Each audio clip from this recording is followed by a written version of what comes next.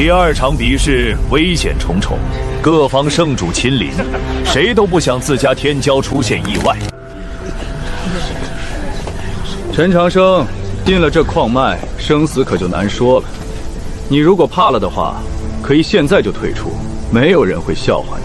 鹿死谁手尚且未知，我建议你还是不要太过嚣张。这矿脉之中可是能屏蔽神识的探查，太过嚣张，很容易被人敲闷柜的。是吗？那我就拭目以待了。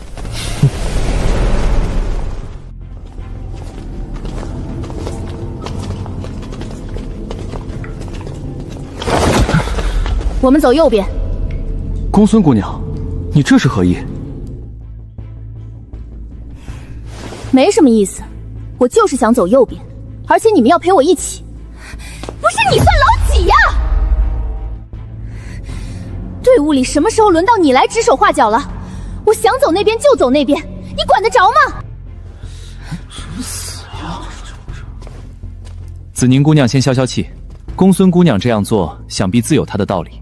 不如这样吧，我们分头行动，一部分人前去协助陈兄，另一部分人和公孙姑娘走另一条路。这矿道四通八达，通往矿脉深处的路可不止一条。不行，任何人都不能走这条路。紫菱姑娘息怒，既然公孙姑娘不让我们走这条路，那我们还是换一条吧。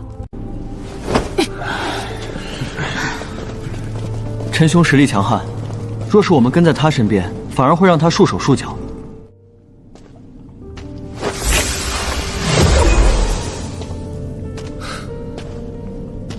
五行八卦阵，诡异司中宗阵。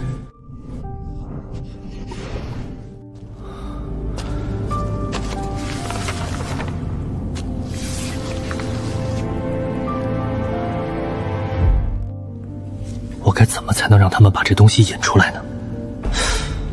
要是万一让人发现是我做的，那我估计得吃不了兜着走呀。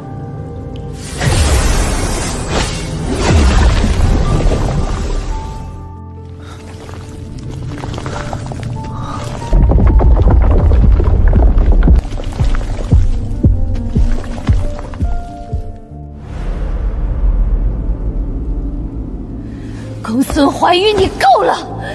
真以为我怕了你吗？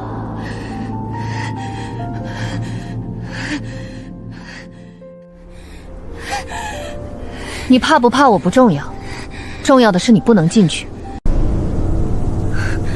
公孙怀玉，我承认你比我强，我也知道我不是陈阳生的对手。你屡次三番的阻拦我们深入矿脉，这件事估计不是你的主意。可就算你和陈长生再强，也不能把我们当小孩子看吧？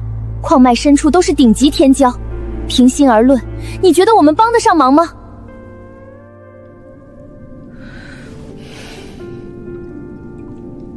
没有理由，没有原因。总之们就是不能深入矿脉，同时你们也不能离开矿脉。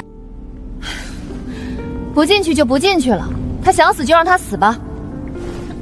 你和他的关系最近，你都不在乎他的安危，我一个外人在乎什么呀？我现在就静等陈长生的好消息，我倒要看看陈长生是否能一个人大杀四方。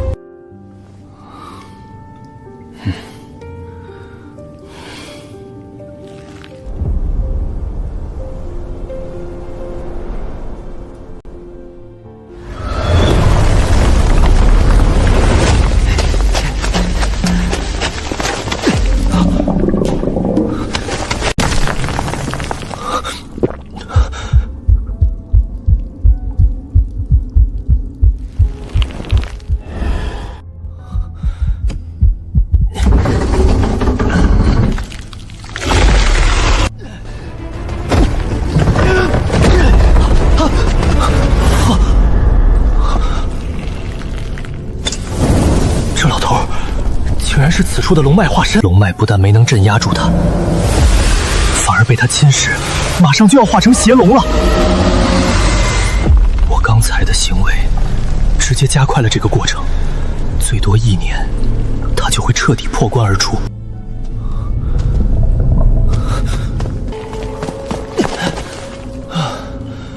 300丈的矿层已经被我彻底挖空了，现如今矿道和石室仅仅只相隔3寸左右的石板，以那帮家伙的实力，应该很容易发现问题。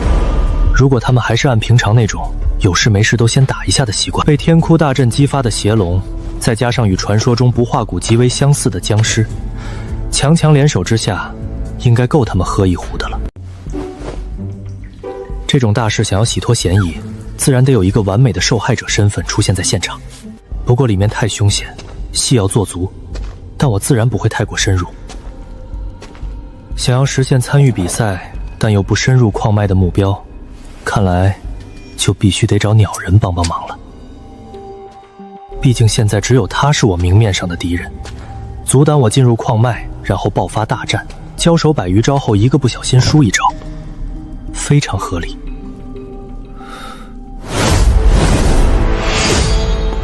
在这矿脉中，外面探查不到里面，你不杀别人，别人也要杀你。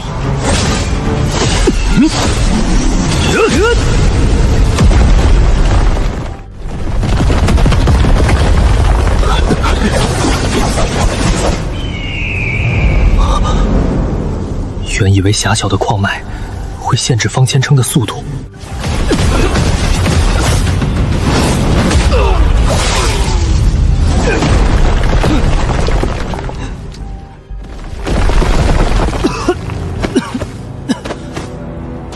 妖僧，你行不行呀？我记得佛门之人肉身一般都是很强悍的，怎么人家随便挠你一下你就破相了？这位施主拥有天下极速，小僧没有办法打败他。佛门金身若在矿脉中施展，势必会让此处矿脉坍塌。若是矿脉坍塌，陈施主或许可保无恙，但其他施主就危险了，这是小僧不愿意看到的。光头的心都黑，真能编啊！方千人，你屡次3番的与我为敌，到底是什么意思？想知道我是什么目的，那就先把你的人头交出来，到时候我会亲自告诉你的。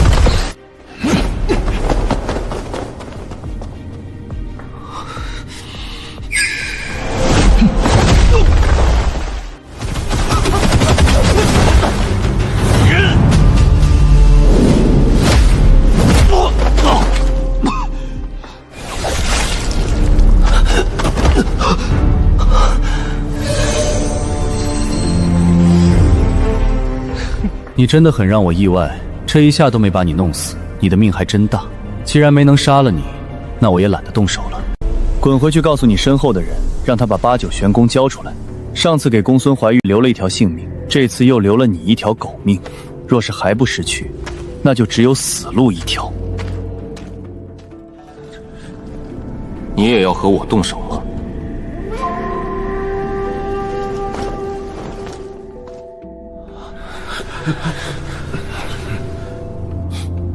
瑶光圣子，不过如此。主人，陈长生突然落败，恐有蹊跷，我们需不需要小心一些？一些小伎俩而已，不必在意。我知道这家伙没用出全部实力，但我同样也是如此。就算他拿出全部实力，我也照样能将他再次击败。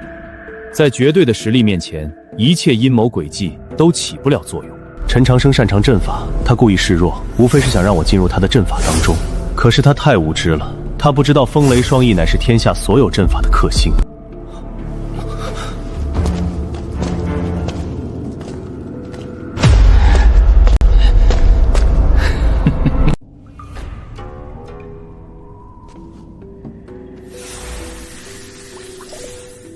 这家伙也有8九玄功的残篇，而且他还知道8九玄功的存在，怪不得当初他没有杀了公孙怀玉，原来是惦记背后的8九玄功啊。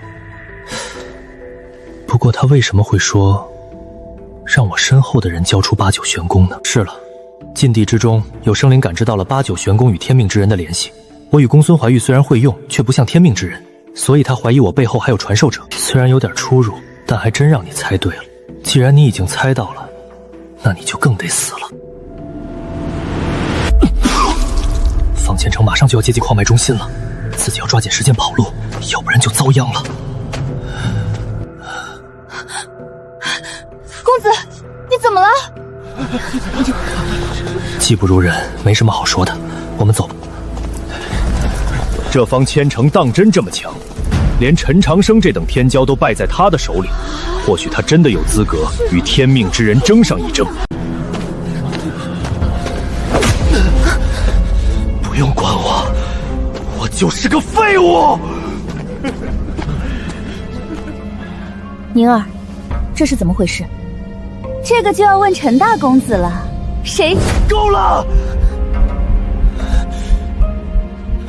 败给方千尘，我输得心服口服，但我绝不会要旁人帮忙。输了就是输了，没什么好辩解的。我连矿脉深处都没到达，我有何颜面活在这个世上？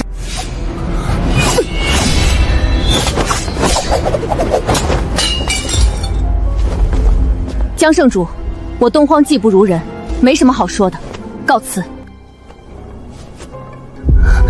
难道这一切都是他装出来的？诸位道友，有件事忘记和大家说了，陈长生已经成为了我子府圣界的圣子，如今圣子圣女皆已落败，子府圣界也没脸留在这儿了，告辞。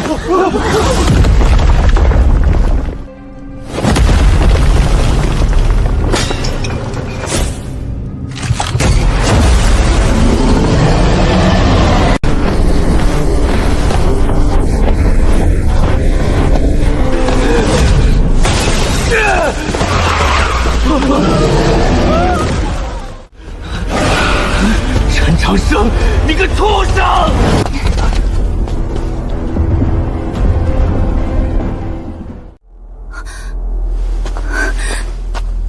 你没有受伤？神识虽然能给修士提供很多方便，但有些时候也不要太依赖神识。受伤确实会气息微靡，但气息微靡并不一定代表受伤。下次在没有明确发现伤势之前，最好不要妄下结论。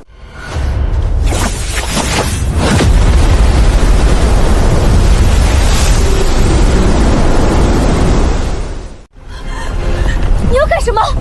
其他圣地的人还在矿脉里啊！哼，我当然是在杀人呀，可我杀的就是他们，不然我为什么演一场大戏给他们看？就是为了摆脱嫌疑嘛。我这阵法虽然厉害，但他们也不是饭桶，大概率是杀不完的，你放心就是。我要是能放心就见鬼了，这种事情要是泄露出去，子府圣地就完了。你布置的是什么阵法？各大圣地可不是这么好应付的。一种上古杀阵，可以利用此处的龙脉进行杀敌。阵法结束之后，方圆千里都会成为一片死地。还有呢，如果仅仅只是布阵，也不值得你大费周章的撇清关系吧。另外，这么急于逃离矿脉，那里面应该还有大恐怖。圣主就是圣主，比一些黄毛丫头有见识多了。那矿脉脚下埋着一具无名古尸体，而且已经发生了尸变。之所以一直没有爆发，全靠此处的龙脉压制。无名古尸？你是说这矿脉下面有一具存放了不知多少年，且即将发生尸变的古尸？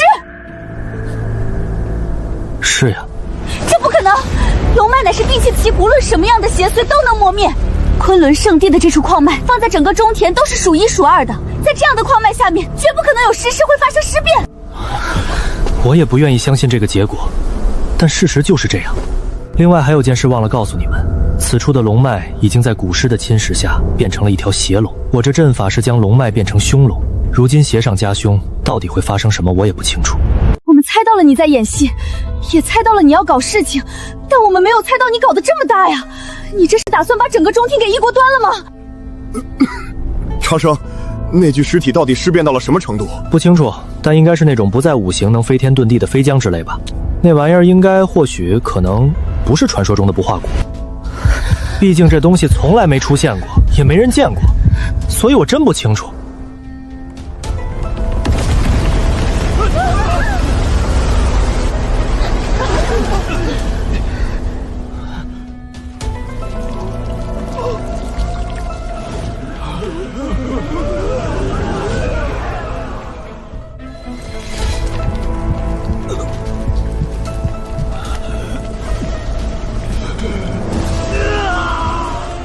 500多位各方掌权人，现在活下来的居然出30个都不到，他竟然真的把中天8成以上的势力给洗牌了。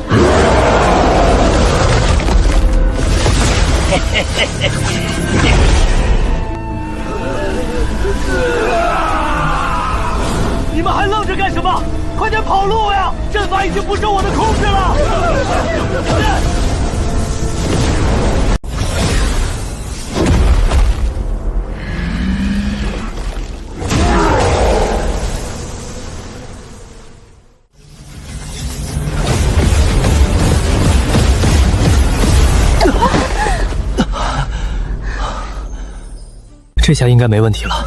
子府圣地距离昆仑圣地足足有1万多里的距离，无名古尸就算再怎么厉害，也追不到这里。别怕，这里是子府圣地，有上古禁制守护，他进不来的。子宁姑娘，我记得我们曾经有约定，你要在天骄大会上保护我的安全。刚走得太慌忙，好像没给你表现的机会。要不我辛苦一下，再弄个传送阵送你回去。圣子，你就别为难圣女了，她经验不足，以后还希望你多多指点。出了这么大的事情，子府圣地不能不闻不问。接下来我要带着圣地一部分己运前去救援，圣地当中的诸多事宜，就全交给圣子你了。你们打算怎么办？我们打算先回东荒，原以为自己的实力已经够用了，但是现在才发现，这点本钱远远不够。回去一下也好，不过昆仑圣地的超级传送阵你们是用不了了。这是我给你们准备的传送道台，每个道台传送的距离都能达到20万里，你们传送个1800次的，也就可以回到东荒了。另外，这是我的一点修行感悟，你们拿回去，说不定对你们有帮助。你小心一点，东荒永远是你的家，无论什么时候，东荒都能保你周全。知道了，遇到麻烦我会去找你们的。另外，东荒的天骄团我安排人将他们接出来了，地址也在里面，到时候你们自己看就知道了。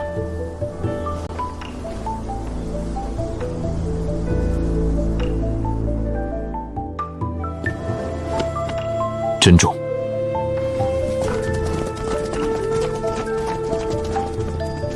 陈兄，我们这算是开始独自闯天下了吗？从今以后，你们对我的称呼要变成先生。天骄大会已经结束，没有人再把你们当小孩子看了。你们的世界里不会还有知错就改这种事情了，等待你们的只有成败，成则生，败则死。圣子，你终于回来了，我们可是等了你许久呀。多谢诸位长老的抬爱，长生真是惶恐万分。初来乍到，有什么做的不到位的，还请诸位长老多多包涵。不用担心，你想做什么就做什么。我子府圣地别的没有，就是底气特别足。无论你招惹了谁，我们都能保你无恙。大长老，有件事我要和你说一下。这次回来我还带了几个人，我想动用咱家的资源培养一下。留在这儿没什么问题，可动用资源培养不是一件小事呀。你说的那些人应该都是有传承的吧？大长老，我现在是子府圣地的圣子，我能干那种亏本的买卖吗？公孙怀玉是我从72狼烟带出来的，这里面的关系我不方便细说，但您老应该明白。东荒那2位一流天骄以后挂个克丘长老的位置没问题，而且他们接手玄武国和夜月国是板上钉钉的，这其中的价值还用晚辈多说吗？好说，你这么一说，我可就得爽快的答应了。我子府圣地最喜欢培养各种天骄，圣子快些带我们去见见这几位小友。这就是圣子带回来的几位小友吗？果然是100年难得一见的青年才俊呐！诸位长老过奖了，晚辈定当加倍努力，不负众望。不是，有没有这么夸张呀？你这融入速度也太快了吧！我们还没缓过神呢。我和大长老已经商量好了，你们3个从今天起就是子府圣地的记名弟子了，但是却可以享受内门弟子的待遇，这是大长老给你们的机缘。弟子多谢大长老恩赐。不用多礼，从今以后我们就是一家人了，不用这么拘束。我们住在圣地的后山，几位小友若有修行上的问题，可以随时来问。子府圣地有一套完善的赏罚制度，只要诸位努力，子府圣地绝不会埋没任何一位天才。圣女，圣子和诸位小友刚来子府圣地，所以对子府圣地的规矩可能不太了解，等一会儿就劳烦圣女给他们讲解一下了。我知道了，大长老。圣子大人，现在就由我来给你介绍子府圣地的规矩吧。虽然以你的手段，不出3天就会和整个子府圣地打成一片，但流程还是要走的嘛。自己一个外人，比她这个从小在这长大的圣女还要受欢迎，闹点小情绪也完全在情理之中。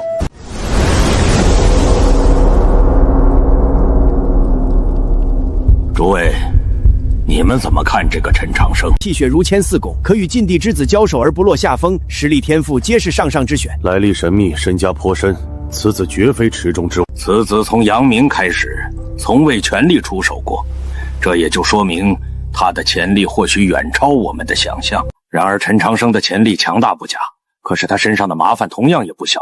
72狼烟与他纠缠不清，其传承更是直接跟在了他的身边。还有天骄大会的意外，圣主也与诸位说了，诸位怎么看？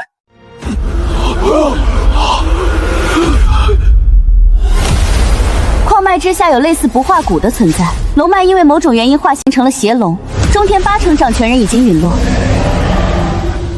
陈长生被方千尘击败，所以提前退出天骄大会，后面又用阵法带我们逃离危险。自家圣主的实力与其他圣主伯仲之间，中天8成掌权人陨落，我们这边却丝毫无伤。还有武天下方千成在昆仑圣地的协助下，这个麻烦是不是有些大了？天骄大会刚出事，谁都会怀疑到陈长生头上。长老，你怕是修炼时间太长，把脑袋给练糊涂了吧？我们行事何须在意这些凡夫俗子的猜测？哼，昆仑圣地的麻烦与我子府圣地有何关系？天骄大会出了事，也幸亏圣子有大气运，方才逃脱。我子府不去找他们的麻烦就算了，难不成他们还敢来找我们的麻烦？我们是不是该做些什么？比如准备好如何应对各方势力的质问？质问？我子府圣地的圣子是但凭一点点嫌疑就可以来质问的吗？说起嫌疑，踏入乱世争夺天命的人，谁没有嫌疑？我还怀疑这是他江不凡的手笔呢，其目的就是为了扫平障碍，坑杀年轻一辈的天骄。诸位可不要忘了，我子府圣地的圣子是一位绝景天骄。什么是天骄？天骄就是那些还没成长起来的天才。既然还没成长起来，那就说明有些事儿他是办不到的。就比如今天发生的事情。正所谓捉贼拿赃，有些事儿是要讲证据的。如果没有证据，就把这个屎盆子往圣子的脑袋上扣，那我们子府圣地也不是吃素的。光凭猜到了又怎样，就可以来子府圣地拿人吗？放眼整个中庭，没有任何一方势力敢夸下这个海口，哪怕是昆仑圣地也不行。我们平均年龄快2000岁了，活了这么久，有些事情怎么做，你们应该清楚。危险和机遇是并存的，若没有胸襟和胆识，我们如何招揽精彩绝艺的天骄？众人暗自盘算，无论天骄大会之事是不是陈长生所为，单凭他展露的天赋，子府圣地给他一个圣子之位，都是稳赚不亏的赌局。言之有理，想要招揽这样的天骄，确实需要付出些代价。那72狼烟怎么处理？前段时间他们还洗劫了圣地的一处据点，损失倒也不算多。若是看在陈长生的份上，和解还是没什么问题的。目前这段时间，子府圣地和72狼烟绝不和解，而且圣主还会亲自征讨72狼烟。既然陈长生是圣子了，和72狼烟都算亲戚了，怎么还要打？当初圣主要招揽陈长生，老夫曾经问过类似的问题。你们知道圣主是怎么回答的吗？狗老六，商量大事我们敬你3分，但如果你继续卖关子，我们可就要和你切磋一下了。求求你再教一遍，打就打，我怕你们呀！老六，有什么事儿你就直说，我们这帮老家伙寿元本来就不多了，你在这儿卖关子，那不等于浪费大家的时间吗？哼，当初圣主是这么回答我的，他说中庭最近比较乱，子府圣地很可能会遭受到袭击。如果72狼烟来犯，他要亲自和乌力过招，让我们都不要插手。圣主真是这么说的？这是当然。那这个事情有把握吗？不知道，这种事情的决定权在圣主手里，在乌力手里，甚至有可能在陈长生手里，但绝对不会在我们手里。圣主做的一切，既是为了他自己，也是为了圣地。如果只是为了一个陈长生，子府圣地的这笔生意有点小亏，但如果要是再加上72狼烟和乌力，这笔生意可就赚大了。你们有些人可是和乌力交过手的，乌力的强悍，你们应该深有体会。大长老，我觉得东边的一个城池应该倾注些资源，200万神元怎么样？这个建议好，我们还可以让圣主亲自坐镇。虽然偏僻还有72炎烟，但凭圣主的实力绝对没问题。这件事情以后再说，现在当务之急是先安顿好陈长生。叶恨生和苏天都是一流的天骄，也是东荒强国的继承人，同时这2人更是对陈长生言听计从，所以只要留住陈长生，就等于建立了一个牢不可破的联盟。这关乎子府圣地的千年大计，若是谁搞砸了，可就别怪我不念旧情了。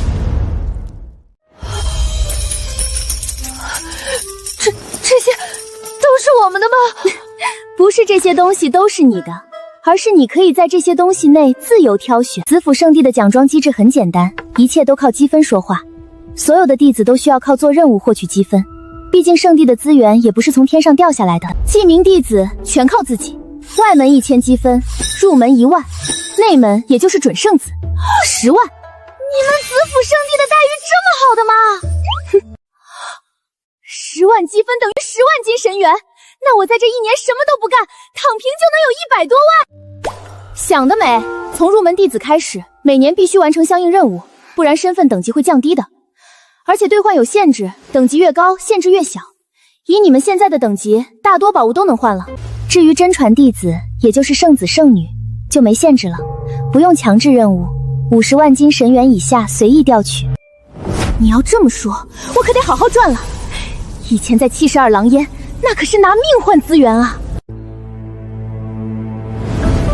现在做点小任务就有资源，这日子简直不要太舒服。规矩我已经知道了，那任务去哪里领取？快告诉我。就在我们刚路过的天机阁里面，那里面除了领取任务，还可以发布任务。领任务会附赠基础情报，但如果想要知道更详细的情报，这就需要花费积分兑换了。想就去吧。我的圣子大人，公孙怀玉他们去做任务了，不知您接下来打算做什么呢？如果有需要的话，小女子愿意全力协助。我要做的事情就不用你帮忙了，反倒是你需要做一些事情。既然公孙怀玉去做任务了，你也去接几个任务吧。如果等我处理完事情之后，你的任务总数超过公孙怀玉，新的修行之法依旧是你的。你真的愿意教我？公孙怀玉所练的修行体系绝非等闲，矿脉上的事情我也是可以理解的。先前的赌约不是为了戏弄你，而是为了让你知道天外有天，人外有人。经过这件事，相信你应该会长记性的。公孙怀玉和你并称为中庭3大美人，你们俩的情况都在伯仲之间。要是这次你还是比不过公孙怀玉，或许你真的没资格征战这个乱世。我承认公孙怀玉在修行之路上比我领先了一步，但我终究会超过他的。有这个信心就对了，快去吧。哼，去就去，你到时候等着看就行了。这不对呀，你是圣子，我是圣女，按道理来说我们是平级，我为什么要听你的安排呢？我们确实是平级，我也没有资格指挥你，你完全可以选择不听我的话，甚至我可以把指挥权交给你。问题是，这个指挥权你敢接吗？还是说你打算召集子府圣地的长老们开个会，仔细探讨一下我们之间谁做主这个问题？我的长生圣子，我知道你厉害，我听你的还不行吗？下次有什么话你可以直说，别这样拐弯抹角的骂我笨了。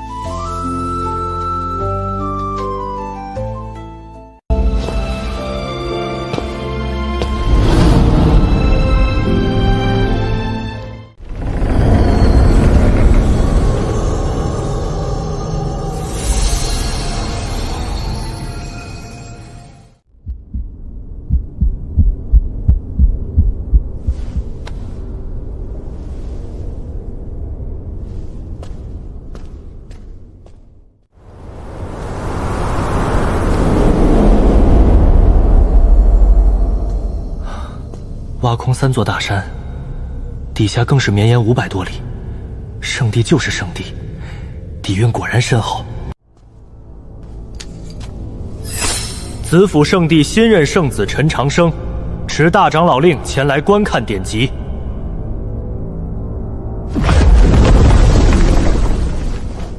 多谢前辈。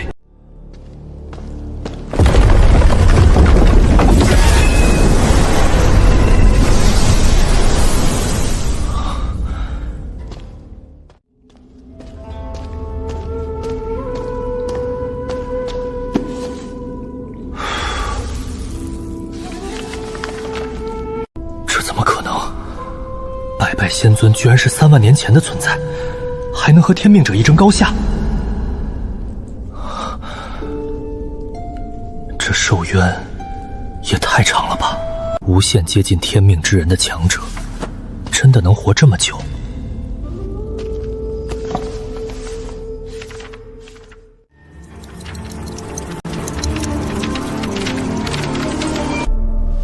？3位天命者，为什么时间越往前记载就越模糊？除此之外，还有一个更致命的问题。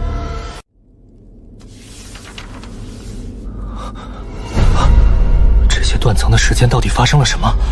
为什么连圣地都没有记载？还有这几位天命者也是，为什么会越活越短？是天灾还是人祸？准天命者们到底在和谁战斗？不能再说下去了，有些想法绝不能在子服圣定里说出来。百拜仙尊的石棺、青铜古殿、不知名的不详，这些惊天动地的大事，圣地连10万年前的琐事都有记录，怎么可能对青铜古殿只字不提？唯一的解释是有人在故意淡化青铜古殿的存在。至于这个人到底是圣地还是不可名状的存在，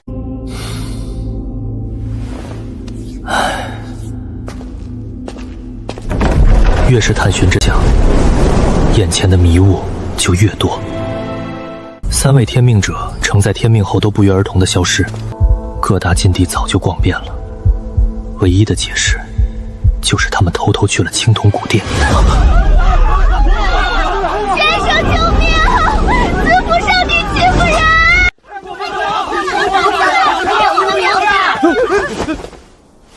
见过圣子。子宁，怎么回事？圣子，您可要为我们做主呀！圣女和他们3个把天机阁7成的任务都接了，这样下去我们就没任务可做了。你们4个把子府圣地7成的任务都接了？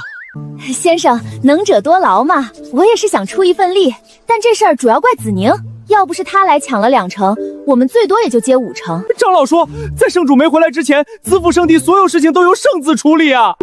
圣子，你可要为我们做主呀！讲道理，这种情况我真没想到。这事我暂不好下结论，诸位随我一同前往天机阁，了解清楚后再给答复，如何？这就是天教大会上的圣子啊！咱们出去底气更足了。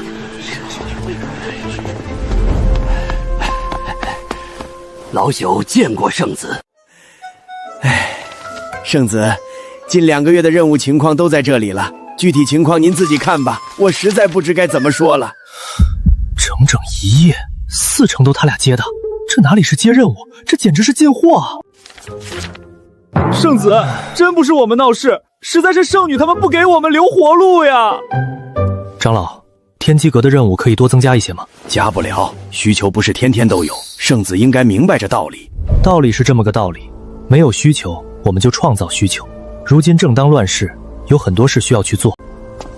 天机阁掌控情报网，长老，最近2个月中田都发生了什么事？韶光圣主陨落，各大势力联手绞杀不灭谷。除了这些，还有一件事。长老有什么话就直说吧，只要不涉及圣地机密，说出来给大家听听也没什么关系。既然您这么说，最近中田有谣言称不化谷是圣子您引出来的。有证据吗？啊？什么证据？长老，散布这些谣言的人有证据吗？圣子说笑了，既然是谣言，自然没有证据了。那我们子府圣地有吗？没有，我子府圣地没有查到任何证据，表明这件事情与圣子有关。既然我子府查不到，那其他圣地也别想查到。没有证据最好。那长老知道这些谣言的来源吗？天机阁已经探查清楚了，谣言的源头是狂龙堡。怀玉，我记得天骄大会上有个人好像也是狂龙堡的。当时你说72劳烟会兵发狂龙堡，中田有2个狂龙堡吗？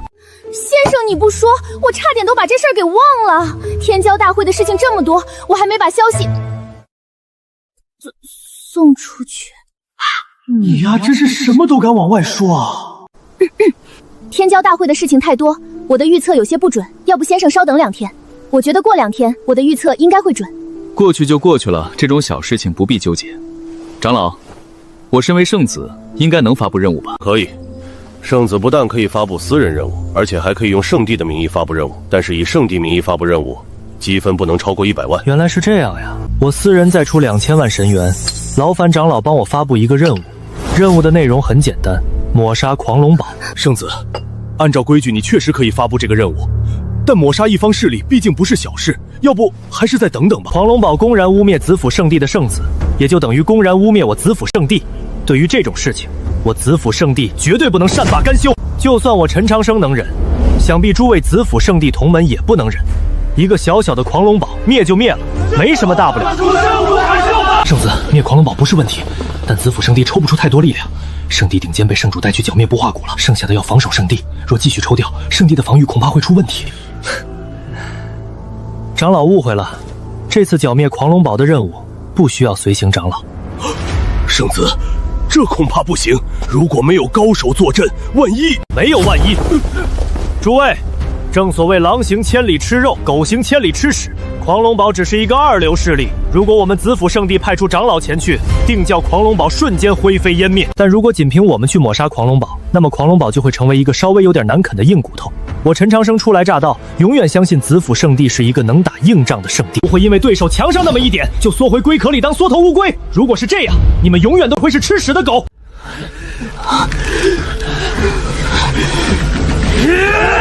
灭了狂龙堡！灭了狂龙堡！灭了狂龙堡！消灭狂龙堡！按照子府圣地的规矩，这种大型任务70%战利品归圣地所有，执行任务的弟子只能拿到其中30%外加任务奖励。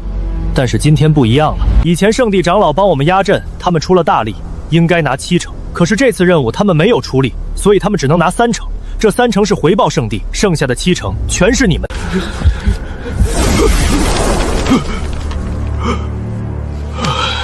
子府圣地长老会有令，此次任务奖励由圣地承担，所有事宜圣子全权指挥。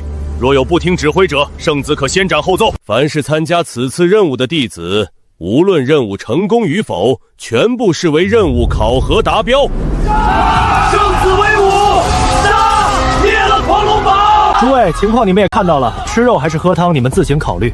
既然是团队任务，自然需要几个领头的，他们4个就是你们的领队。若觉得他们不够资格，你们可以挑战他们，打败他们，你就是领队。但我有言在先，一旦兵发狂龙堡，途中若是有人违抗命令，可就休怪我翻脸不认人了。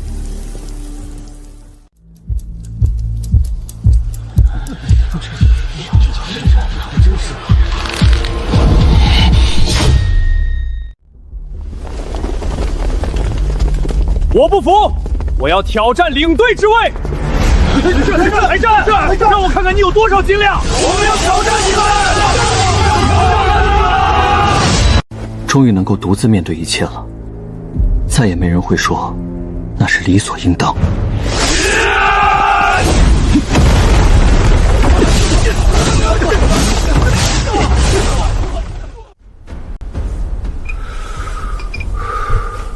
天罡断体诀和百拜仙尊的拳法，要是还领悟不了精髓，或许你们真的不太适合征战天下。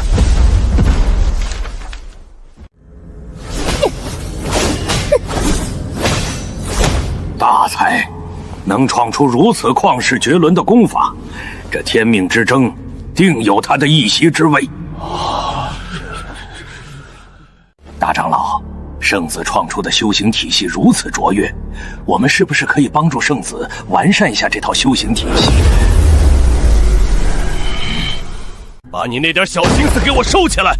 若是让我知道有人因为这种鼠目寸光的想法影响了他，老夫亲自把他的脑袋摘下来。诸位，我知道你们大多数人都即将面临寿元将尽的问题，我狗六同样也是如此。但渴望延长寿命，不等于要做出蠢事。陈长生必定要参与天命之争，他会需要很多帮手。争夺天命开始，他会眼睁睁看着子府圣地因为功法差人一头吗？一旦他承载天命，体系也会流传天下。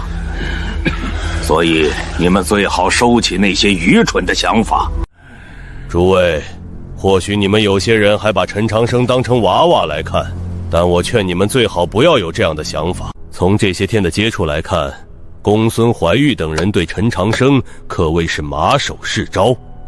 说得更直白一些，公孙怀玉等人的修行根本就是陈长生在指点。这三人的实力你们也看到了，平心而论，你们有10成把握去指点这3个年轻人吗？你们做不到的事情，陈长生做到了，这也就说明他的实力已经在我们有些人之上了。修行界以强者为尊，若是倚老卖老，陈长生未必会给诸位留面子。有些事情可要三思而行啊。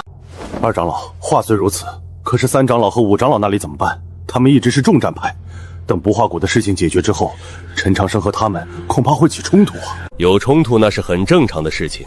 狂龙堡是陈长生对子府弟子的考验，3长老和5长老则是子府圣地对陈长生的考验。若是连2个老骨头都对付不了，他也没资格获得圣地的全力支持。那句话我很喜欢，狼行千里吃肉，狗行千里吃屎，是狼是狗一试便知。一言不变的规矩维持太久了，我更想看看他陈长生能不能把整个中剑的天给翻过来。圣主这次好像真的给子府圣地带回来一块绝世美玉啊。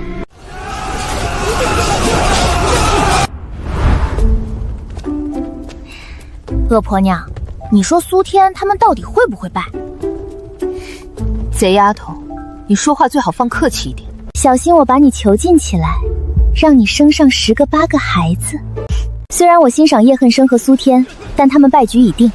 我子府圣地的内门弟子不是外面的那些酒囊饭台，1对1他们都未必能赢，更别说车轮战了。之所以打到现在，那是因为内门弟子当中的高手还没出马。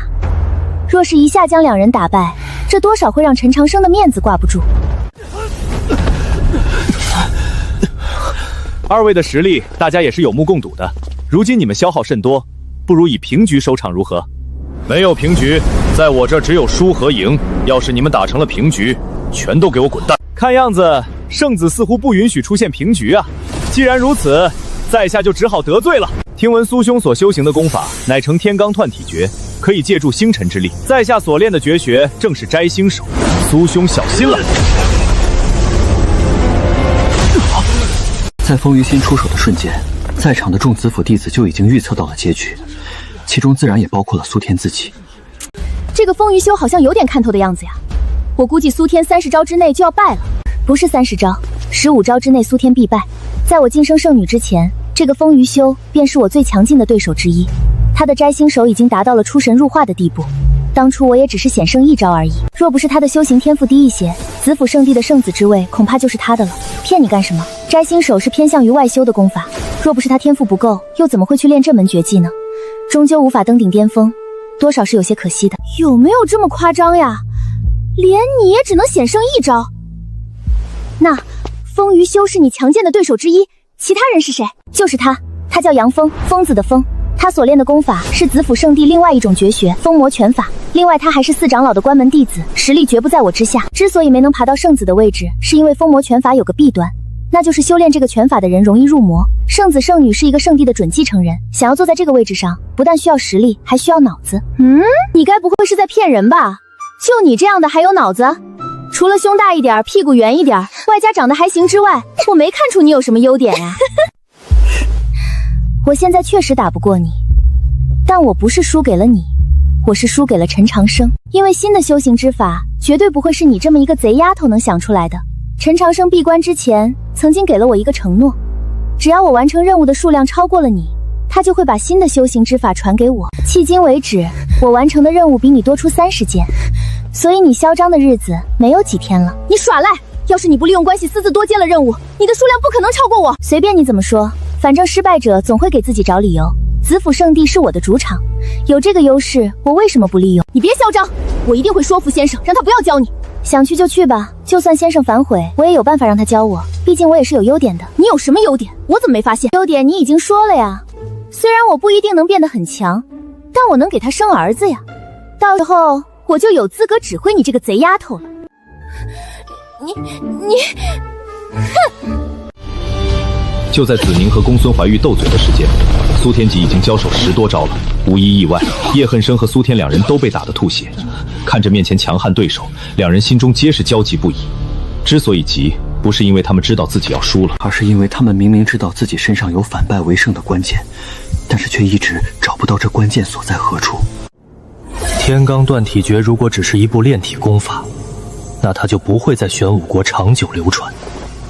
原来我真的把天罡断体诀用错了。终于想明白了，还不算太笨。没错，天罡断体诀不是炼体功法，它是一本彻彻底底的内修功法。星辰之力融入修行者的身体后，会迸发出很多奇妙的作用。天罡断体诀只是一个催化剂，悟出来从此道路宽阔，悟不出来一辈子碌碌平庸。很显然，苏天悟出来了。你找到了自己的路，这场比试是我输了。现在的你赢了，但是将来的你输了。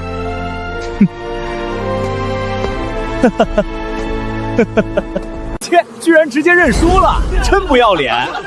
众多子府弟子对于风余修这种不战而败的行为大为鄙视，可是灵庭中的陈长生却来了兴趣。苏天和风余修的交手自己看了，这个风余修的实力其实是要远高于苏天的。虽然苏天领悟了天罡断体诀的奥妙，但是凭他现在的状态和修为，还是没有机会战胜风余修。然而风余修之所以认输，是因为这场比试已经没有意义了。风余修已经快要达到他目前的极限了，他的修行天赋严重限制了他的上限。现在的修行体系花样百出，但是除了自己提出的修体，大多数的修行体系都没能脱离灵根那一套。根据自己的估计，这个风余修最多只有下品灵根的资质，就算他打败苏天，他也不会是公孙怀玉这种顶尖天骄的对手。既然永远无法看到山顶的风景，那还不如做个顺水人情，帮别人一把。说得更简单一点，风余修此人生不逢时，如果他生活在其他时代，他的成就远不止于此。果然是乱世出英雄，随便逛一逛都能捡到个宝贝。要是风余经转换一下修行体系，他会不会一飞冲天，然后把所有天骄按在地上摩擦呢？这个想法很有意思，值得好好考虑一下。苏天的战斗结束，可是叶恨生的战斗却还在持续。与苏天这种在危急关头突破的情况不同，叶恨生从一开始就稳扎稳打。随着一次又一次的出拳，叶恨生终于明白了自己的问题了。自己施展的不是独属于自己的拳法，这是独属于不败道人的拳法。想要真正领会这套拳法的真谛，自己就必须要做到人拳合一。拳法即是我，我即是拳法。自己的二师父将执念融入拳法，所以他的拳法刚猛有劲，无坚不摧。而陈长生则是将过往融入到拳法之中，看遍三山五岳，他把一生尽数凝于拳中，出拳便如巨浪奔涌，无人可挡。长生的苦楚难以言说，这一拳便是漫长岁月的宣泄。停手！杨峰挑战失败，叶恨生没能在规定时间击败所有挑战者，所以第4领队取消。本次领队有3人，分别是公孙怀玉、子宁以及苏天。本圣子给所有子府弟子半个时辰的时间，你们准备好武器和弹药，考虑好加入哪一个领队。若是害怕这次任务的危险，你们回去之后就不用来了。你们4个土在这儿干什么？马上就要出征了，不去准备一下吗？先生，你不怪我们？我怪你们干什么？你们能把天机阁的任务接光，那是你们的本事。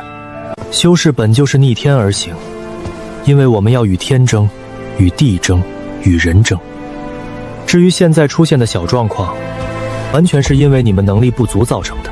而我作为子府圣地的圣子，有责任处理这些麻烦。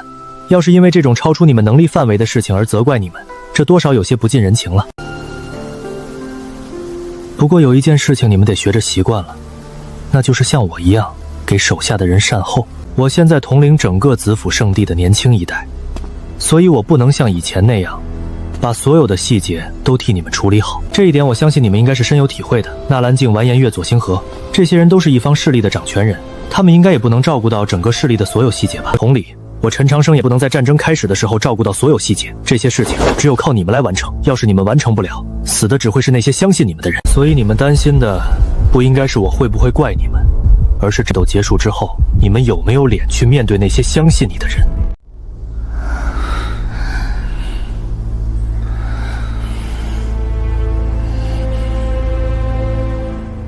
然而现在自己也要成为曾经的长辈了，自己也要学会替别人善后了。当面对一个问题的时候，不管你有没有能力，你都要拿出解决方案来。至于这个方法是对是错，事实会验证一切。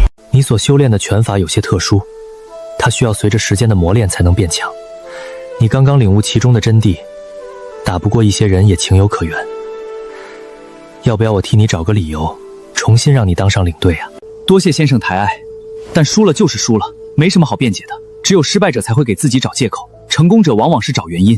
此次任务，我愿意作为普通人员参与其中。我选择苏兄的队伍。这个想法还行，接下来的事情你们自己商量吧，我在山门外等着你。狂龙堡单从人数上来说要比我们多，想要攻打一方势力，不能像乌合之众一样冲过去。不错，若是一窝蜂冲过去，即便胜了也是惨胜。先生这是在考巧我们。半个时辰过去，1000余名子府弟子齐聚山门，虽有人退缩，但大事已成。战场厮杀本就不是每个人的选择。子宁与公孙怀玉光芒太甚，反倒是实力居中的苏天成了多数内门高手与普通弟子的归宿。共计1080位弟子已经全部集结完毕，请圣子下令。苏天为中军正面强攻，子宁由侧翼进攻，公孙怀玉为预备队防范外敌。领命！狂龙堡势力隐约扩张，天机阁判断背后有高人支持，能顶住子府圣地压力，背后势力不简单。不过他们只敢暗搞小动作，不必太担心。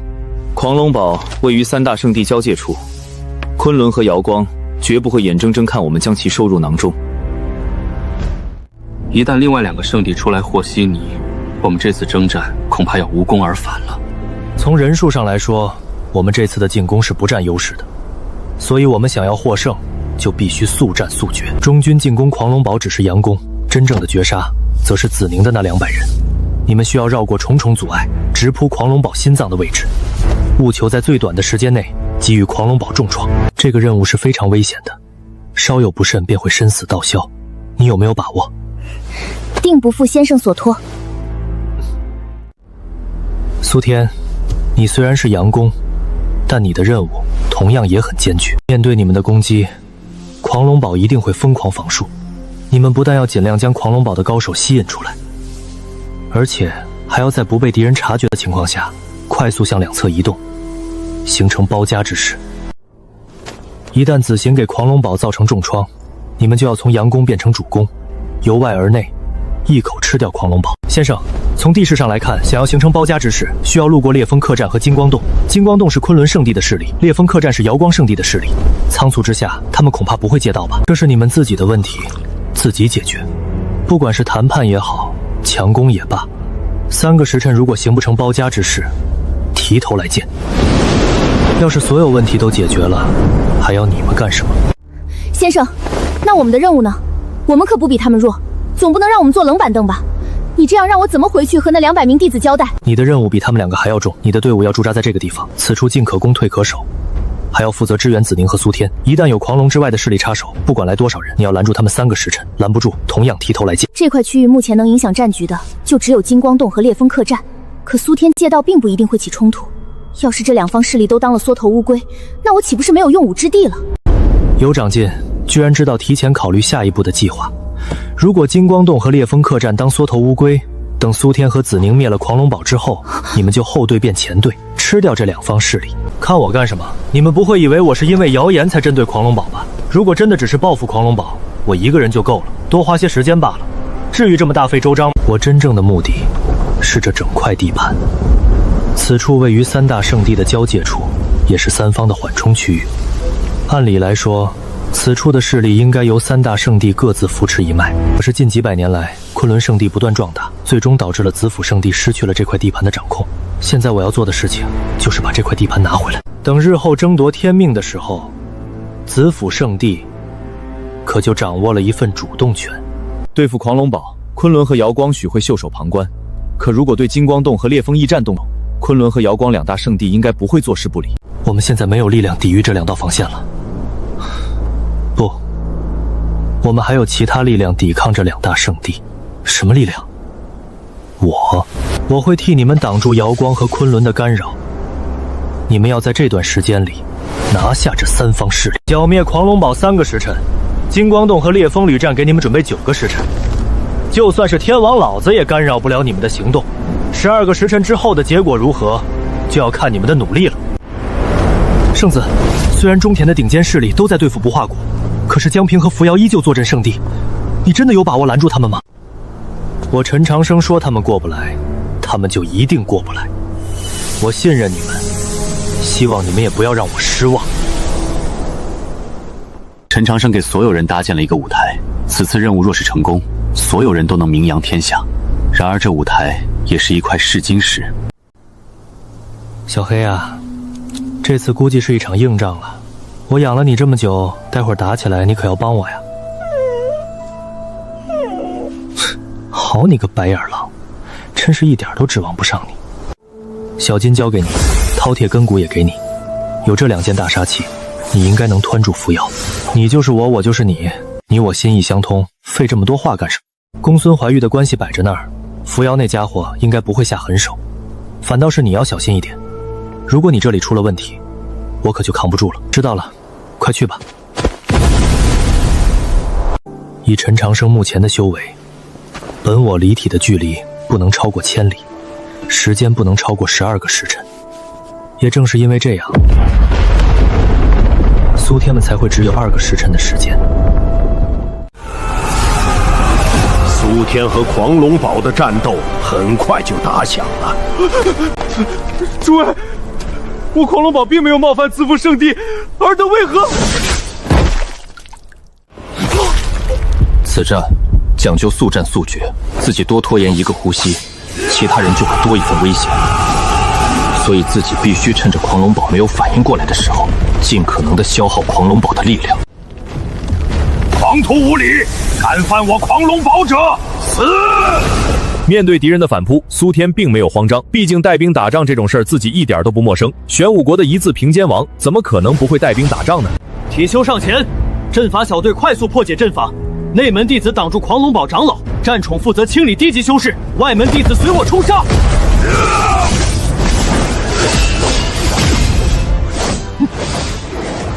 至于一些擅长其他东西的弟子，则是躲在众人后面疯狂输出，比如用毒、驱使灵兽、符赞、幻术。拥有深厚的底蕴，除了能培养出天骄之外，还能培养很多专精其他修行的弟子，比如炼气、炼丹、培养灵兽。这些弟子可能修为不高，但是他们在某一条道路上却走得很远。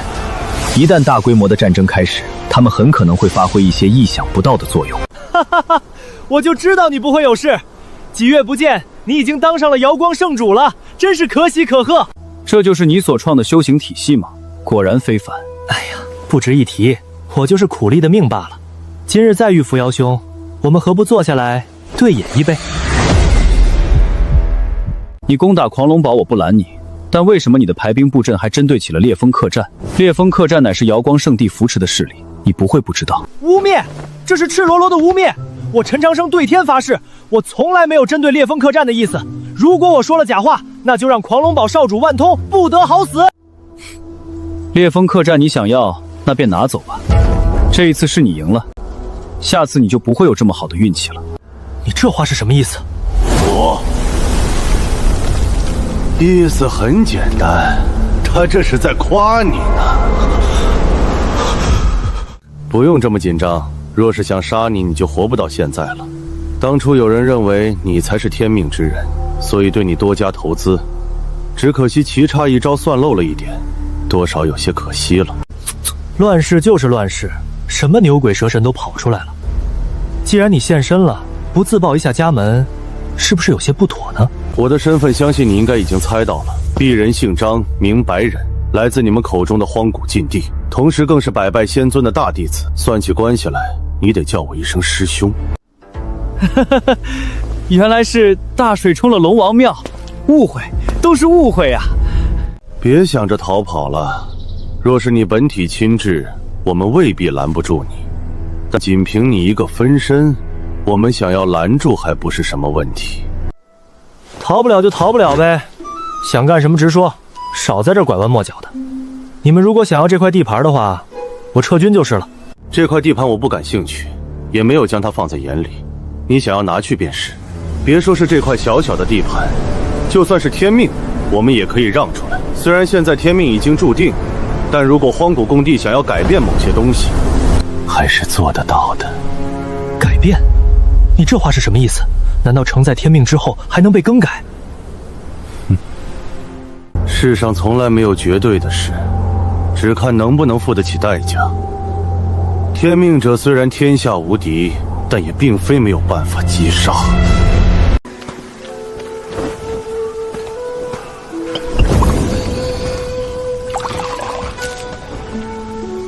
百人兄的茶叶好生有意思，小弟可从未见过。这是我从家里带来的一点特产，名为悟道茶，每过1000年方能产出1枚，饮下之后能帮人道心清澈，若是有机缘者，更是可以进入顿悟的状态。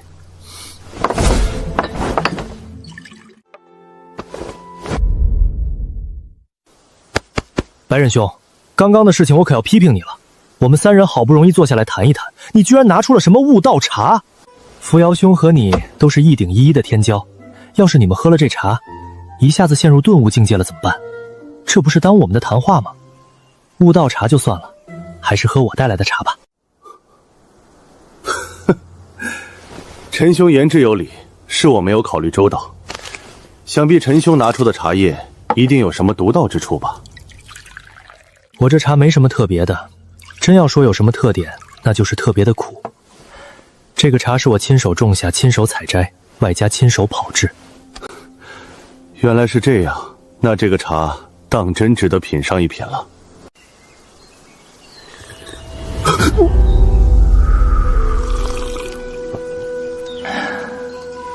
陈兄，此茶苦涩难咽，为何你却能面不改色？杯中之茶再苦，能苦得过一个人的人生吗？当我们经历过更苦的事情后，再来喝这苦茶，自然就能甘之如饴。陈兄心境远超在下，佩服。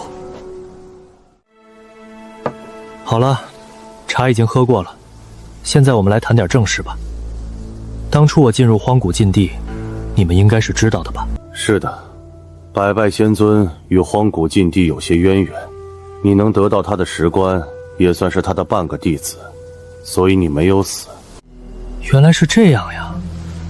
我就说我当初怎么稀里糊涂的活了下来。照这样说，我在荒古禁地获得的东西，也是你们故意给的？差不多吧。饕餮根骨和那些小玩意儿，荒古禁地虽然不放在眼里，但也不是什么人都能带出去的。你们为什么不杀了我？或者杀了我背后的天命者？以荒古禁地的实力，想要做到这一点，应该并不是很难吧？哼，荒古禁地想要杀人确实不难，但是想要杀天命者就不是这么简单了。特别是踏入了第6境的天命者，天命者一旦踏入第6境之后，身上的天命已经初具雏形，一般情况下很难将其杀死。没有10成的把握，荒古禁地也不想去招惹这种未来天下无敌的强者。这一世的变数远比想象中要多。我终于知道扶摇为什么会说这一世输了。如果我没猜错的话，你们应该感知到天命者踏入第6界了。当初在荒古禁地，你们对我进行投资，估计是觉得我有机会成为天命者。如果我真的成功，到时候就会和荒古禁地结下一份香火情。与此同时，荒古禁地还派出你争夺天命，最后你我之间无论是谁获胜了，荒古禁地都不会亏。可你们千算万算，始终没算到，真正的天命者是我背后的人。哈哈哈哈，分析得很到位，一切情况都如陈兄所说。刚开始的时候，我确实认为陈兄就是天命之人，当时的你丝毫没有踏入第6境的表现，所以我也就没有立刻痛下杀手。毕竟想要打败你这样的天骄，机会只有一次，我自然是要好好的准备一下。但谁能想到，就是这短短几个月的时间，真正的天命者居然踏入了第6境。如今大事已成，就算我也回天无力了。所以白忍今日才会来请陈兄帮忙。你和我曾经有过约定，你答应帮我解决天骄大会上的一切障碍。方千成是我自己解决的，现在我不要求你对付方千成，你帮我弄死他怎么样？那你完成曾经的约定了吗？就算我愿意帮你出手对付他，荒古นิ่地你打算怎么解决？我可没那个能耐帮你扫平荒古นิ่地。百刃兄不要见怪，我刚刚是和你开玩笑呢。现在我们还是接着来聊正事。第3个问题，白忍兄先前所说的下界是什么意思？还有，那青铜古殿上的巨手代表着什么？他们会不会再次降临？这些问题，在下暂时不能告诉你。等陈兄什么时候达到这个高度，你自然就会明白了。没事，既然这些东西不能说，那再换个问题：天命者为什么会针对禁地？青铜古殿下的不祥与禁地有没有由？陈兄，怎么，这些问题也不能问吗？一杯茶的交情，只值3个问题，机会陈兄已经用完了，继续追问就有些贪得无厌了。不问就不问了吗？拐弯抹角的骂我干什么？荒古禁地的条件我答应了。作为没有回答第3个问题的补偿，我可以另外告诉你一个消息：想救活你身边的那只神兽白泽，你需要去幽冥森林走一趟，那里或许有办法可以救他。这个幽冥森林在哪儿？东荒，想要找到幽冥森林，需要一些特殊的方法。你怎么突然这么好心了？该不会是故意坑我吧？放心，我说的话绝无半点虚言。如果幽冥森林都救不了白泽，天下就没有办法救他了。唉，看你这么信誓旦旦，我心里更慌了。要不你替我去幽冥森林走一趟吧？你提什么要求，我都答应。我不会去幽冥森林的，那种地方就算是我去了也得死。这一世的天命已定，但下一世的天命我志在必得。所以像你这样的对手，我自然要坑死你。就算坑不死你，也要想办法拖住你的脚步。你说对不对？哈哈哈哈，果然不愧是禁地之子，脸皮比一般人厚多了。就冲你这份礼物，等我以后有时间了，我高低得把你从荒古禁地里刨出来揍一顿。哈哈哈哈！如果有胆子，那你就来吧。当我承载天命之后，我要建立一个统一天下的势力。到时候你败给了我，我会给你在天庭当中，给你留一个看门的位置的。下一世的天命，你好像又要遇到强敌了。你不会又要暂避锋芒吧？这样左退右退的，你得退到什么时候？我有我自己的选择，不用你操心。救活我弟弟，我欠你一个人情，一个永远都不会失效的人情。不是你不去幽冥森林走一趟？陈长生，我其实很羡慕你，因为你无拘无束，可以在这片天地间任意逍遥。但这世间的人，不是谁都能像你这样的。这是方千城的风雷双翼，当初被不化谷撕了下来，我替你保存了一段时间。有风雷双翼架住，你在幽冥森林的存活的几率会大上多说。你们这些家伙身上的秘密怎么这么多呀？你们干脆起个外号叫秘密人得了。财运来了挡都挡不住，出来逛一逛就有宝贝进账，这样的生活真是太美好了。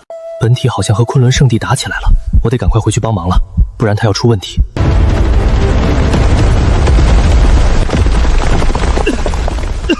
不是，你们3个打我一个，这有些不公平吧？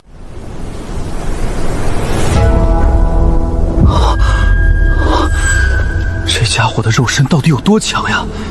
圣地2位长老再加上自己，打了这么半天，硬是没给他造成一点点伤势，这说出去都没人信，太欺负人了！今天这个事儿不算完，你们给我等着！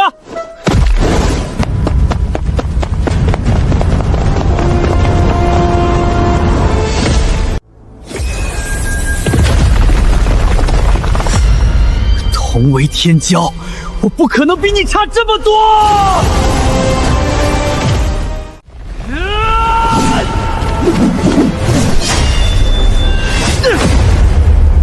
强，太强了！仅凭肉身力量就击溃了我的修为，精气神混元一体，根本找不到弱点。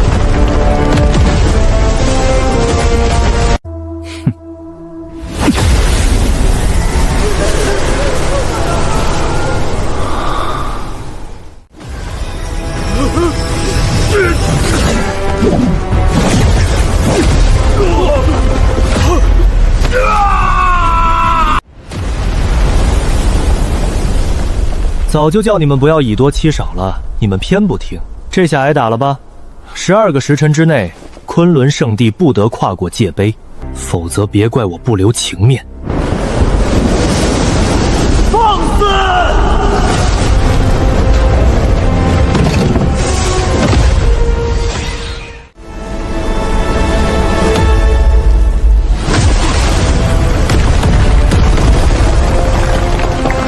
习我拳之人切记，拳法可以输，但拳势不可弱。一拳打出，定要对手肝胆俱裂。回来吧！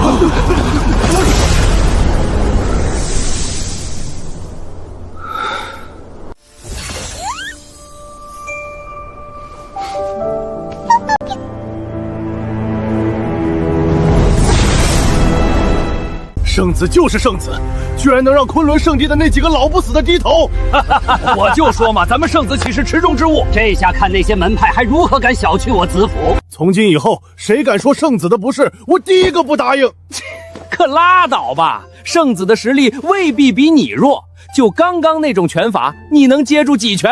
你可别忘了，我们这些老骨头气血已经开始干枯，而圣子却正值当打之年。交手时间一长，圣子能活活拖死你！会不会说话呀？搞得像你很年轻一样。圣子强大，这就说明我子府圣地才是天命所归。如今圣甲虫在圣主手里，等圣主回来之后，就让圣甲虫测一测圣子的气运。若圣子是天命之人，我们要不惜一切代价承载天命。那乌力怎么办？他同样也很强啊。若是乌力也加入了子府圣地，那我们就只能勒紧裤腰带一起培养了。想不到天骄太多也会成为一种烦恼，真是让人无奈呀。果然是家家都有本难念的经，我子府圣地难啊。虽然我们是一伙的，但你这种凡尔赛的行为让人很不爽。话都让你说了，我们怎么装逼？疼死我了！这个问题确实有点麻烦，看样子还是在肉体上下功夫。丹药的恢复需要时间，若是不能做到快速的肢体重生，与高手交战始终会出现破绽。好你个小黑，想不到你居然是神兽白泽，相处这么多年了，你骗得我好苦。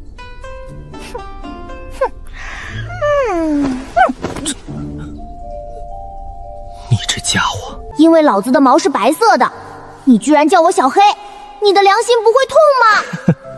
真是傻狗有傻福，按道理来说你应该必死无疑，可是我居然找到了救你的方法，这10年辛苦你了。所以接下来的时间，我估计又要为你奔波了。我一把屎一把尿的把你喂大，你以后可不能当白眼狼。阿丽那边我做的已经够多了，接下来是他自己的事了。天命者踏入第6境之后，基本上没有什么东西可以威胁他了。就算能威胁到阿丽，这种危险也不是我可以应对的。鸟儿终要自己展翅飞翔，我不可能永远护着它。等阿丽和纳兰镜的事情成了，我也差不多可以功成身退了。天下没有不散之宴席，这场宴席也快要结束了。总感觉有人在念叨我，该不会是有人想布局坑我吧？还能是谁？怀玉那个丫头念叨你了呗？那丫头是个没良心，出去之后早就玩疯了，怎么会惦记我？不知道为什么，最近总感觉心里有种莫名的悸动，这种感觉很怪，说不上来。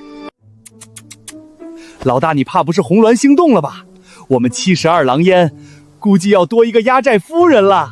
去，少在这贫嘴。女人就是个麻烦，我可没这个心思。我收到消息，子府圣主会从这儿路过，到时候我们干票大的。一旦成功，我们未来10年的资源都不用愁了。不过在动手的时候，千万要注意，不能伤到子府圣主。老大，这恐怕不行吧？子府圣主身边高手众多，我们不下狠手，怎么打得过他们？这是命令，少在这里讨价还战的。先生明明已经加入了子府圣地，子府圣地是盟友，为什么先生却让我绑子府圣主呢？想了2个时辰也想不通，算了，照做就是。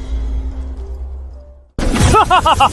此山是我开，此树是我栽，要想从此过，留下买路财。圣主大人，你好像不太早孕呢。72狼烟的统领怎么这般粗鄙？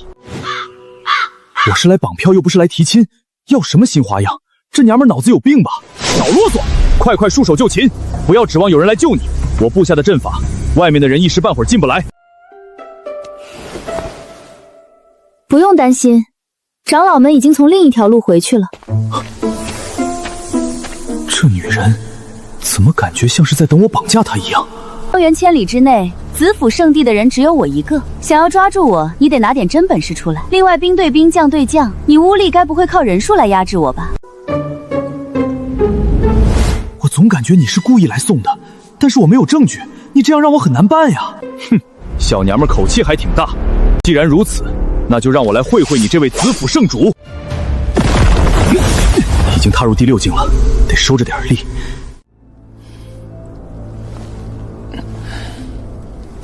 先生，任务完成了，很好。杀了多少人？高层修士18人，中层修士1320人，底层修术以万计。不错，能打出这样的战损比，天骄之称当之无愧。去把尸体收拢一下，顺便清点一下这次的战利品。另外，此次领队的人留下。亲手杀人的感觉怎么样？你们几人当中，除了苏天之外，应该没有人经历过这种大规模的厮杀吧？先生，这样的厮杀还会有吗？当然会有，而且还会比这个大，比这个频繁。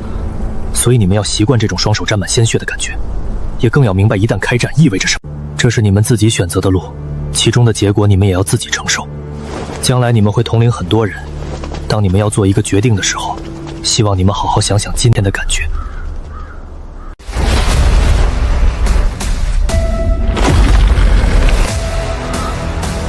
老师，再见。长生哥哥，这次轮到我来保护你了。陈兄，我们很快就会相见的。我们的约定依旧有效。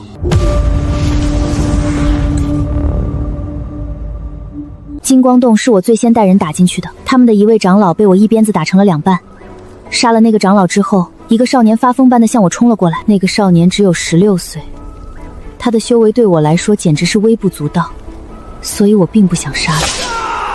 可是他不依不饶地攻击我。当时我所带领的队伍深陷重围，如果我不出手救援，我手下的人会死。为了救我的队员，我打断了那个少年的双腿。后来，苏天带人来支援了，我们也终于缓了一口气。我找到了那个少年，我想饶他一命，但是面对他的眼神我怕了，因为我不知道该怎么回应那个眼神。我和金光洞无冤无仇，但是我却让他家破人亡。先生，你知道我后来怎么做的吗？怎么做的？我亲手扭断了他的脖子，并且下令灭了金光洞剩下来的所有人。你呢？你又做了些什么？我闯入狂龙堡地狱之后，当着万通的面将他父亲3掌打成重伤。当时的他不断向我磕头，让我放了他的父亲和狂龙堡，他愿意以死赎罪。然后呢？我应允了约定，待阵法破除之后，亲手了结了不肯屈服的对手，剩下主动起降之人则交由旁人处置，直至最后一刻，他们眼中满是不甘与困惑。先生，你杀过这么多人吗？没仔细算过，应该不少。曾经有个生灵冲我吐口水，然后这个种族就没了。不是，你要不要这么狠呀？动不动就灭了一个种族。先生，灭族之后你有没有后悔过？后悔？现在细细想起来，确实有点后悔。后悔没把他们的藏书阁一并收了，听说里面有不少孤本。我应当换个更妥当的方式平息这一族的祸乱，只因一时冲撞就彻底驱散整个族群。回想起来，总让我心中略有不安。我不该当着族长的面一次性终结他们全部威胁，这般场面未免太过直白激烈。修行之路本就充满魔力纷争，每次盛会角逐，总会有人止步于此。那时诸位不曾心生悲戚，只是如今安顿度日久了，才容易生出过多感伤思绪。第一次总会这样，多经历一些就会习惯了。不是，这不一样。怎么不一样？本质上都是死人，有什么区别吗？另外，我记得在子府圣地的时候，你还想通知72狼烟灭了狂龙堡。我想问一下，如果我真的同意72狼烟灭了狂龙堡，你会出现现在这种情况吗？合着不让你亲眼看到血流成河，你就不会有罪恶感？现在明白那些大势力为什么总喜欢通过谈判解决事情吗？因为他们杀了太多的人，他们十分明白杀很多人是什么感觉。我知道你们两个不是很喜欢长辈们优柔寡断的性格，在你们的认知当中，面对敌人应该以雷霆之势将他们剿灭。可是世界上的事就是这么荒诞，你们终究会活成你们讨厌的样子。先生，既然大能们都不杀人，那为什么各大势力还在厮杀不断？我可没说他们不杀人，我说的是他们讨厌那种杀人的感觉。正是因为这种讨厌的感觉，他们才会用计谋来解决一些问题。毕竟杀人的同时，自己这边的人也会死。但是如果计谋无法解决一些事情的时候，他们就会再次举起手中的刀。到了那个时候，他们会比你们更狠、更绝。长痛不如短痛，一次杀光能省去很多麻烦吗？好一个长痛不如短痛，今天又长见识了。好了，话已经说到这儿了，能不能想明白是你们的事，赶快去做你们该做的事情。要是搜刮的战利品少了，你们对得起自己杀的这么多人吗？你们可以不在乎这点东西，但是你们手下的人也能行吗？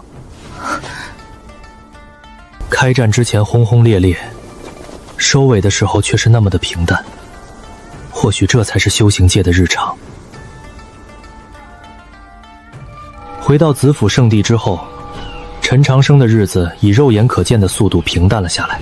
整个子府圣地从上到下，再也没有任何人对陈长生抱有怀疑的态度了。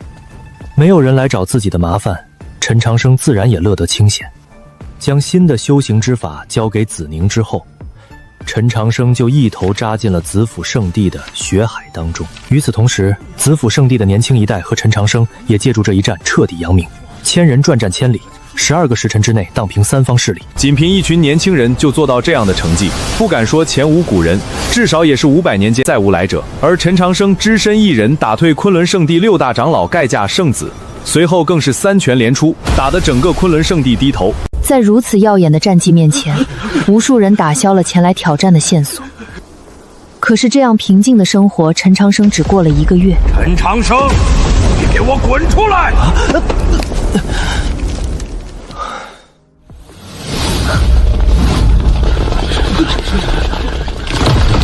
三长老，您这是怎么了？因为三长老的脾气最怪，而且也是整个子府圣地当中对72王烟敌意最大的人。妖女，我不知道你用了什么样的办法迷惑了整个圣地，但只要我林开山还活着一天，子府圣地就轮不到你们嚣张。让陈长生滚出来，和我说话！好你个老帮菜，你再说我家先生一句试试，信不信我打得你满地找牙？冷静，师姐别冲动。怀玉，怀玉，这位是三长老，怎么能这么无礼呢？见过圣子。哼，好一个陈长生，短短几个月就让我子府天骄对你俯首称臣，我真是小看你了。三长老说笑了，这只不过是诸位同门对在下的尊敬罢了。我把同门放在心中，同门自然也会把我高高举起。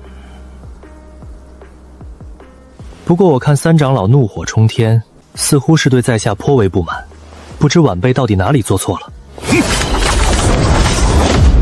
若是不给我一个解释，今天你恐怕出不了子府圣地了。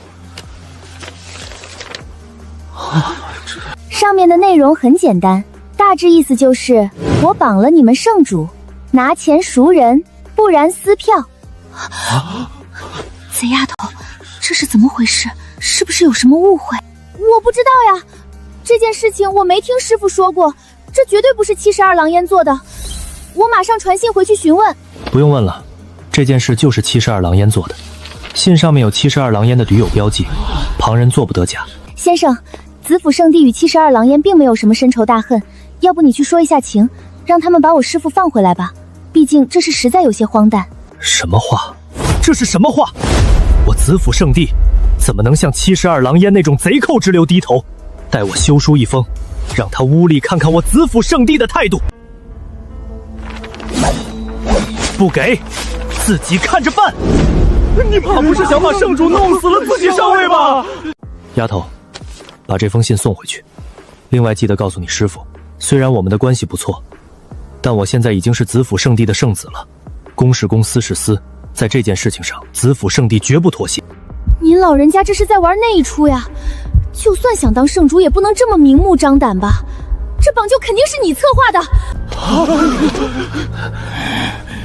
你敢！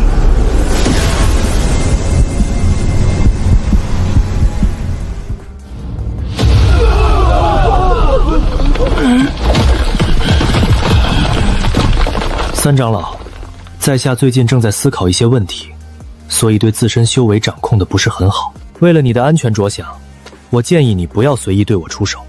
按照子府圣地的规矩，当圣主不在的时候，圣子可以代为掌管整个圣地。想要从我手里抢走掌控权，你得从长老会那里拿到许可。但是很不巧，长老会的许可我比你先一步拿到了。好，很好。想不到长老会居然已经昏庸到了这个地步，那我就亲自去面见太上长老。我不相信堂堂子府圣地，还拿不下你一个长生。